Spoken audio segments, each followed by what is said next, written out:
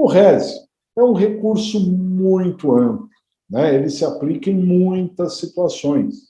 Porque se vocês olharem o caput aí do artigo 581, fala que caberá recurso no sentido estrito da decisão, despacho ou sentença.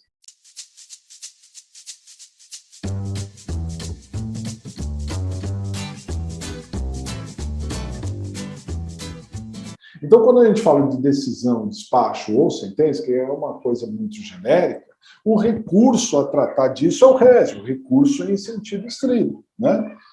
Só que tem um detalhe, o RES cabe contra decisões, despachos e sentenças, mas as decisões, os despachos e as sentenças que estiverem no artigo 581. Porque o rol do artigo 581 é taxativo. Só cabe o RES nos casos exclusivos do artigo 581. Fora dele não cabe. Inclusive, na aula anterior, quando eu falei da apelação, eu já até salientei que há decisões que deveriam caber RES. Deveriam caber RES. É um caso de RES. Uma decisão definitiva ou com força definitiva que deveria caber o RES. Só que o RES não previu. Então, quando o RES não prevê, qual é o recurso que entra no lugar do RES? A apelação, artigo 593, inciso 2º, né? O RES não, o RES é só nos termos do artigo 581. Então, aí já fica uma dica importantíssima. Se você tiver lá na prova uma decisão, né, e perguntarem para vocês, isso pode ser na peça principal, pode ser nas questões também, qual o recurso que caberia, para você saber se cabe RES, você vai ter que olhar o 581 inteiro, e o 581 tem 25 incisos, é bastante longo, mas, na verdade, dá para enxugar muito do artigo 581, tá? Mas aí você vai passar os olhos, você não vai decorar nada, você vai passar os olhos para ver se enquadra em alguma dessas situações. Perfeito, tudo bem? Essa é a ideia do RES. Só que tem outras dicas importantes aqui para vocês. Primeiro, o RES não cabe no GCRIM. É aquilo que vocês mesmos falaram da dificuldade quando caiu o GCRIM. RES não cabe no GCRIM. Lá no GCRIM é apelação. Então, por exemplo, aqui, ó, se vocês olharem o inciso 1º, fala que cabe RES da decisão que não receber a denúncia ou queixa. Ah, muito bem, não recebeu a denúncia ou queixa, o RES. Mas se foi o juiz do GCRIM que não recebeu a denúncia ou queixa, aí, pessoal, não é o RES. Porque não cabe RES no GCRIM. É apelação. Recurso é a apelação do artigo 82 da Lei 9.099. Então, cuidado com isso. Segundo detalhe que eu queria chamar a atenção. O RES, ele era, antigamente, o recurso que cuidava da execução penal. Antigamente, pessoal, nós não tínhamos a LEP, a Lei de Execução Penal, ela foi criada em 1984. Antes não tinha a LEP. Quem cuidava da execução era o CPP. E o recurso para combater questões da execução era o RES. Era o RES. Se você olhar agora, por exemplo, no artigo 581, inciso 11, olha lá o 11, o 12 é até mais claro ainda, ó, o 12. Cabe RES da decisão que conceder, negar ou revogar o livramento condicional. Mas peraí, livramento condicional não é uma questão de execução? Sim. Então, aí falou lá que o juiz negou o livramento, ou revogou o livramento.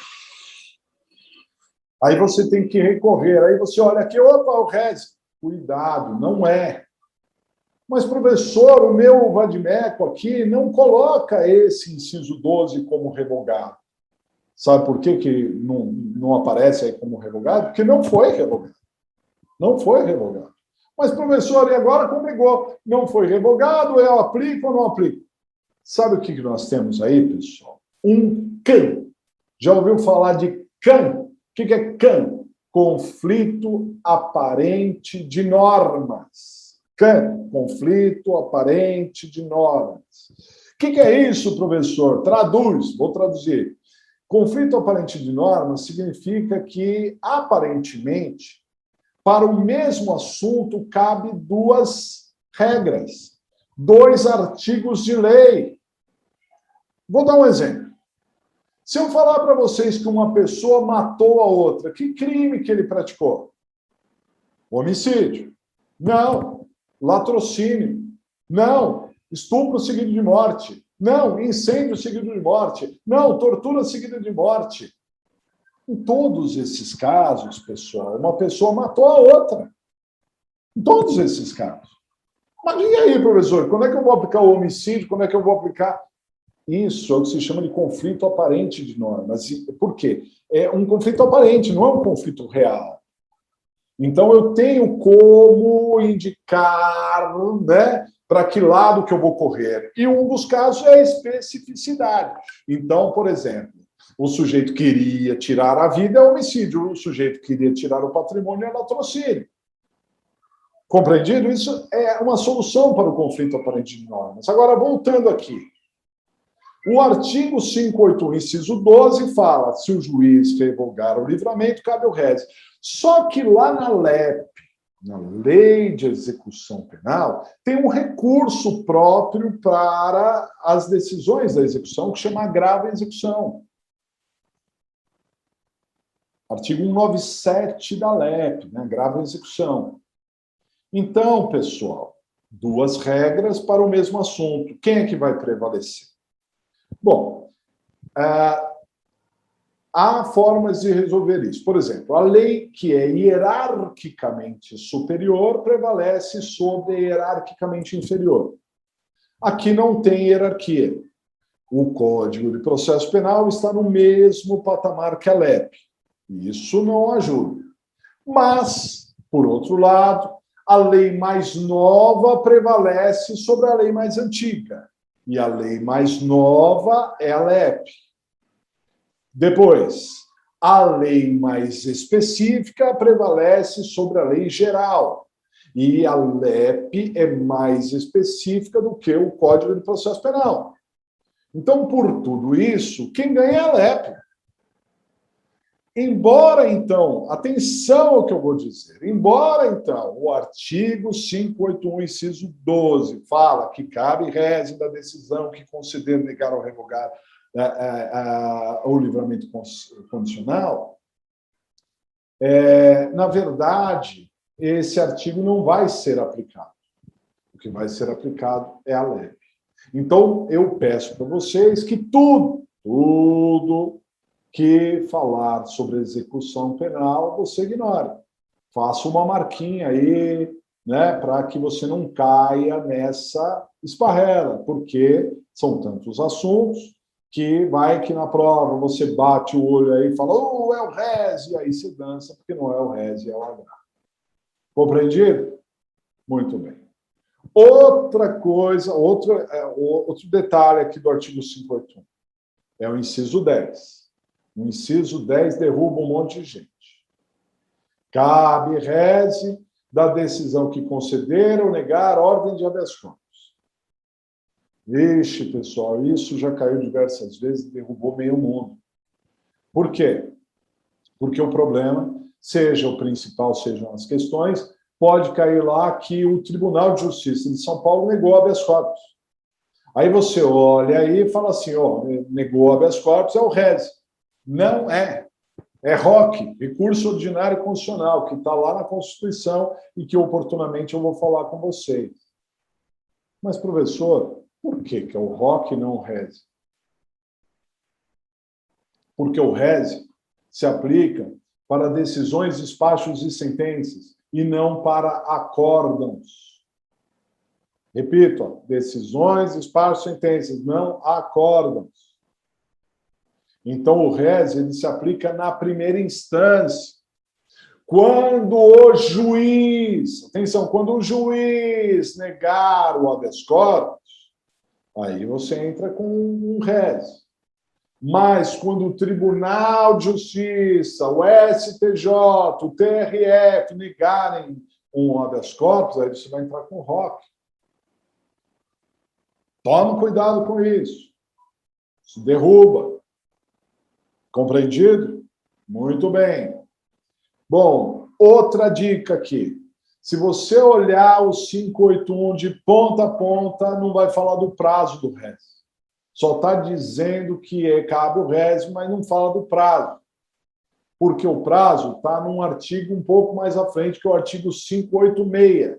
Olhem aí o 586, que vocês verão que o res deve ser proposto, interposto, para ser mais exato, no prazo de 5 dias. Então, o recurso voluntário poderá ser interposto no prazo de 5 dias. E aí fala que é em 20 dias da questão dos jurados, né? Os jurados no tribunal de júri, que são incluídos na lista geral ou excluídos, então é em 20 dias. Mas, em regra, 5 dias. Professor, por que fala recurso voluntário? Porque antigamente, hoje já não mais, mas antigamente cabia recurso de ofício de algumas decisões. O juiz dava a decisão e recorria. Ele mesmo recorria. Agora não cabe. E por isso, ainda cabe da decisão que concede habeas corpus. Se o juiz conceder habeas corpus, cabe recurso de ofício. Mas, de resto, é tudo voluntário. Então, quer dizer, você tem que se preocupar com o voluntário, né? Então, se perguntarem qual é o prazo do res, você responde que é de 5 dias, com base no 586. Tudo bem até aqui? Legal. Muito bem. Além de tudo isso que eu falei, ainda antes de explorar a estrutura, o modelo para vocês, quero chamar a atenção das decisões que caem mais na prova. O RES tem 25 incisos, muitos não são aplicados, outros foram revogados, mas eu quero chamar a atenção do que mais cai na prova. Na peça principal, atenção, na peça principal, o RES cai esmagadoramente de acordo com o inciso 4. Inciso 4. É o que cai. Pode cair algum? Poderia, teoricamente, cair qualquer um dos outros. Mas o que cai é o inciso 4, que é uma decisão muito importante. Cabe res da decisão que pronunciar o réu. E é exatamente por esse motivo que o res está muito ligado ao homicídio. Porque o homicídio é julgado pelo tribunal do júri. E a decisão de pronúncia é a decisão que faz com que o processo seja encaminhado para os jurados, que faz ter segunda fase. O procedimento do júri, inevitavelmente, passa pela decisão de pronúncia. Todavia, quando houver a decisão de pronúncia, o recurso é o res, recurso em sentido estrito. Cai muito em prova. Muito. Tome cuidado. Professor, você está dizendo, então, que não cai nenhum outro inciso? Não, não foi isso que eu disse. Eu estou dizendo que tem 99% de chance de cair o inciso 4 e 1% para cair qualquer um dos outros. Então, tem que ficar atento. Mas é claro que sempre você vai olhar todos os itens, até porque pode ser uma questão. E na questão, aí pode cair o inciso 1º, decisão que rejeita a denúncia ou queixa, né? Pode ser o inciso 2º, da incompetência do juízo, e outros aí que acabam sendo aplicados. Mas, a grosso modo, o que realmente cai é a decisão de pronúncia. Perfeito? Pronúncia. Se vocês olharem aí, o inciso 4º falava da decisão que pronunciar ou impronunciar o réu. Aí foi revogado, né? E passou a ser decisão que pronunciar o réu. Por quê? Porque a impronúncia agora cabe apelação. O mesmo no inciso 6º, que antigamente falava, a decisão que absolver o réu nos termos de 411, que era a decisão de absolvição sumária, né? Não existe mais. Porque tanto a impronúncia quanto a absolvição sumária, o que cabe agora é apelação. Então, ficou a pronúncia. Pronúncia é uma decisão muito importante aqui. Compreendido? Legal? Até aqui? Muito bem. Bom, em termos estruturais, o RESE não é difícil. Aliás, eu mencionei na aula passada que se você souber fazer um recurso, por exemplo, a apelação, você saberá fazer todos os outros recursos. Por quê? Porque o recurso ele tem aquela sistemática de duas peças. A interposição com as razões, a juntada das razões ou a juntada das contrarrazões. Guardem isso. Isso serve para apelação, serve para o RESE também. Serve para o RESE também. Né? Então, se você tiver, por exemplo, um exemplo, teve lá uma decisão de pronúncia, tá? Só que ninguém recorreu, ninguém manifestou interesse em recorrer, silêncio absoluto lá. Dessa decisão de pronúncia, cabe RESE. O que você tem que fazer? Interpor e apresentar as razões, ao mesmo tempo e no prazo da interposição, hein? Quando você for interpor com as razões, é o prazo da interposição. Se falarem para você apresentar no último dia do prazo, é o último dia do prazo da interposição. Mas você vai interpor com as razões. 5 dias.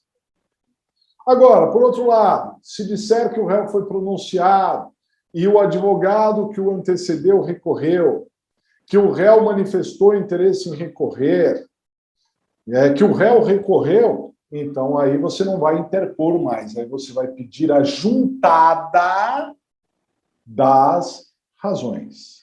E a fundamentação será o artigo 588. Dá uma olhada aí no artigo 588. Inclusive, o prazo para as razões e as contrarrazões é um prazo muito curto. Diz lá o artigo 588, dentro de 2 dias contados da interposição do recurso, ou do dia em que o escrivão extrair traslado, ou fizer com vista ao recorrente, este oferecerá as razões e, em seguida, será aberto vista ao recorrido por igual prazo. Então, o prazo para apresentar razões ou apresentar contra-razões é de 2 dias, com base no 588. Aí, como é que você vai fazer? Uma petição de juntada, bem, a presença de Vossa Excelência, requerer a juntada das razões, ou requerer a juntada das contrarrazões, nos termos do 588. Na outra folha, aí você vai ter aquela estrutura normal de recurso. Razões de recurso, ou contra-razões de recurso, em sentido estrito. Recorrente, seu cliente, ou, se for um recurso do Ministério Público, o Ministério Público. Recorrido, aí você vai dizer quem é o recorrido e as saudações de praxe. Não tem terror. É fácil, fácil, fácil. Só que, evidentemente, eu preciso chamar a atenção de vocês para a possibilidade da retratação, que é um assunto que sempre é pedido na prova e que vale ponto. Retratação. Diferente da apelação, que não tem juízo de retratação, o RESE tem. O que isso significa, professor? Significa o seguinte, eu entro com o RESE.